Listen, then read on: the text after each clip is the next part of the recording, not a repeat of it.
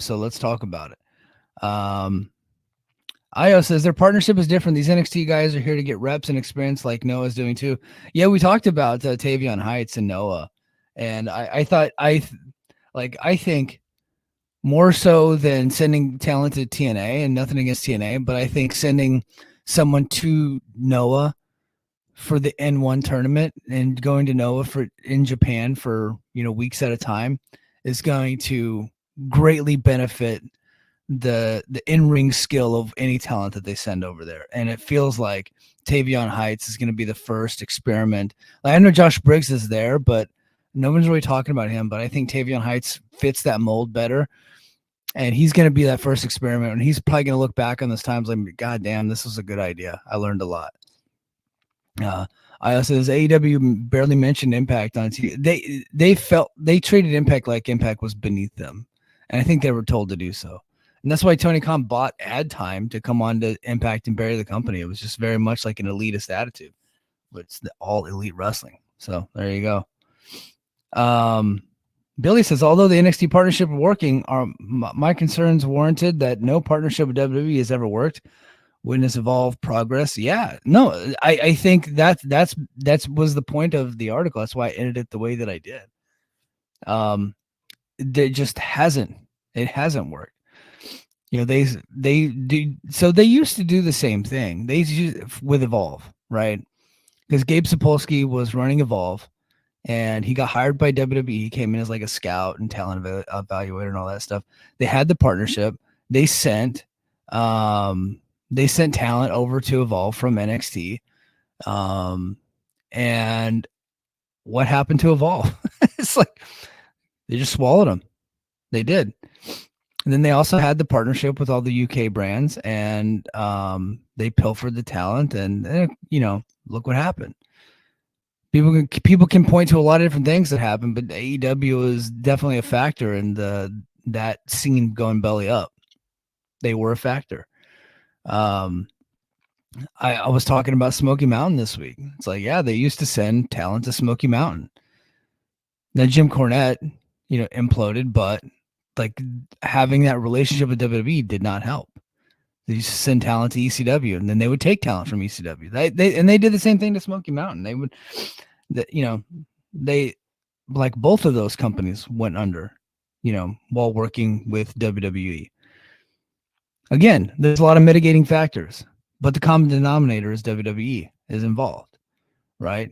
WWE is always going to do what benefits them the most. Right now,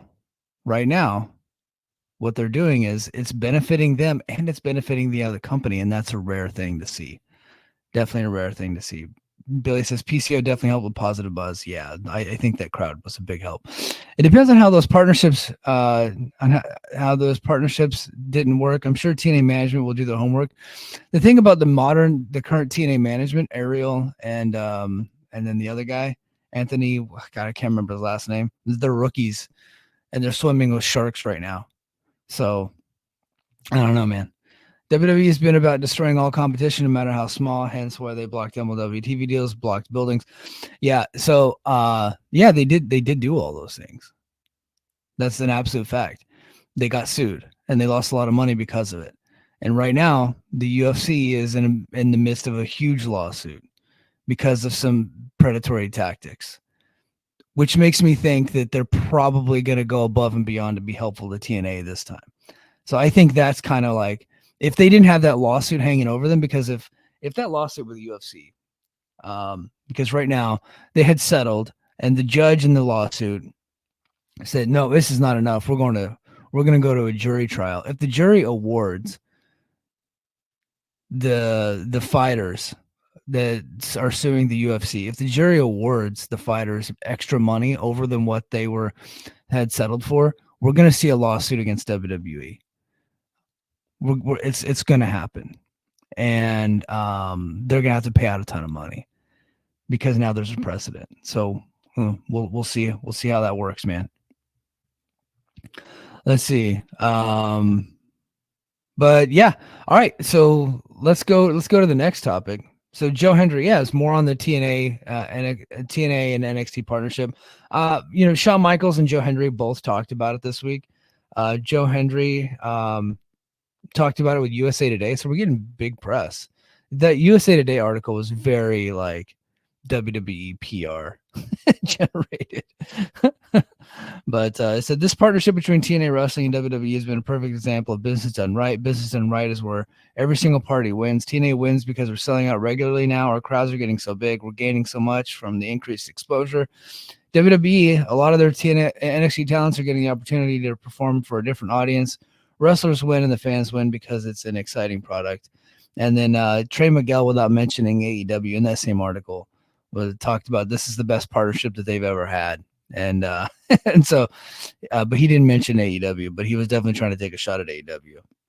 And Shawn Michaels was on WGN Radio. So NXT is coming to the not United Center, the Rosemont Horizon in Chicago, or Rosemont, Illinois, whatever it's called, right outside of Chicago. So they're building that up. So the debut is going to be on the CW in Chicago. Speaking with WGN Radio, Hall of Famer Shawn Michaels shared his thoughts on the TNA NXT partnership, stating that it's still in its early stages, but it's an unlimited potential.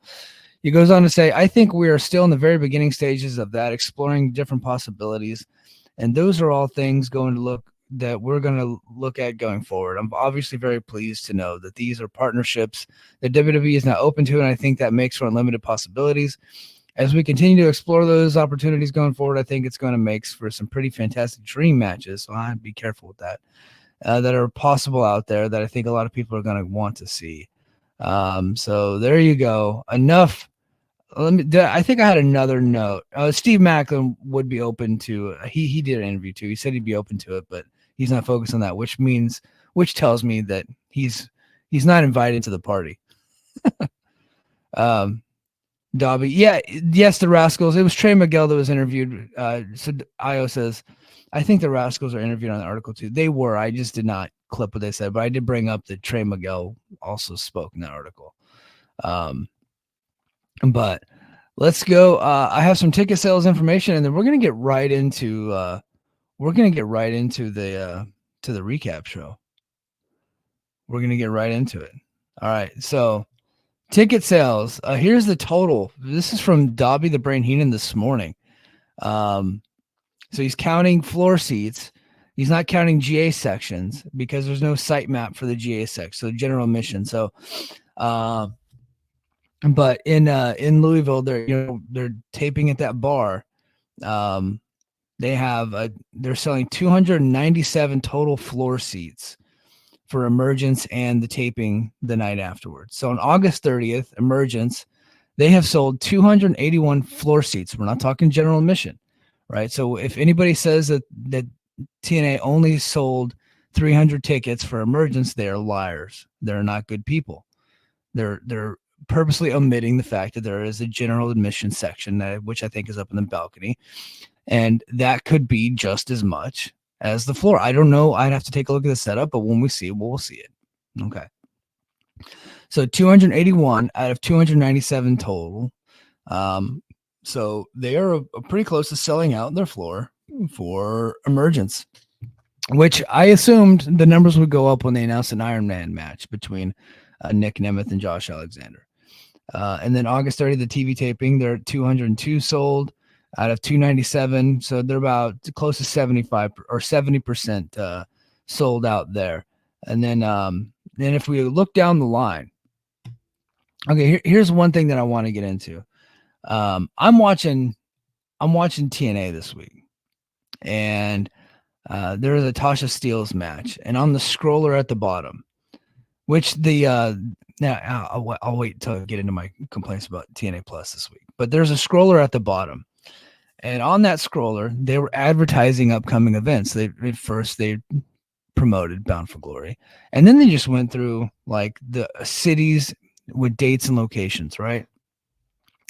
And on there, they're talking about the September 4th or September 13th Victory Road, and they still had it labeled as Cleveland, Ohio. They did not update their information for the TV show. So they made the change 2 weeks ago, but they still have yet to update the TV. Now, if you go to Victory Road, September 13th, that's less than a month away. They have they have that you can get over 1,300 people in where they're going. So they're in San Antonio at the Boeing Center.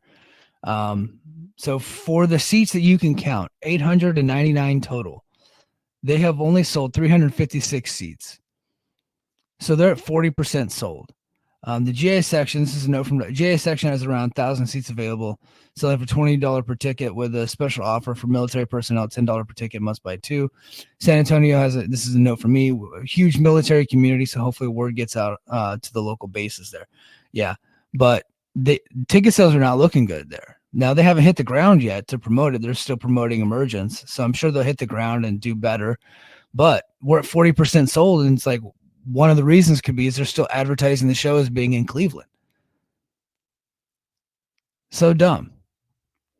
Now, the TV taping is even worse. They're 25% sold for the seats that you can count, not counting general admission, which I think general admission is actually going to be like the bulk of these two shows. Spartanburg, well, looking ahead to Spartanburg, September 27th, September 28th. Yeah, they're still pretty low. Spartanburg, 400. So they've sold 112 tickets for the TV taping on the 27th out of 411. That's 27% sold. And then on September 28th, they sold 153 out of 411.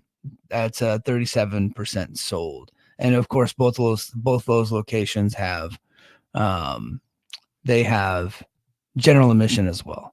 So there you go. So that's what it's looking like for ticket sales coming up.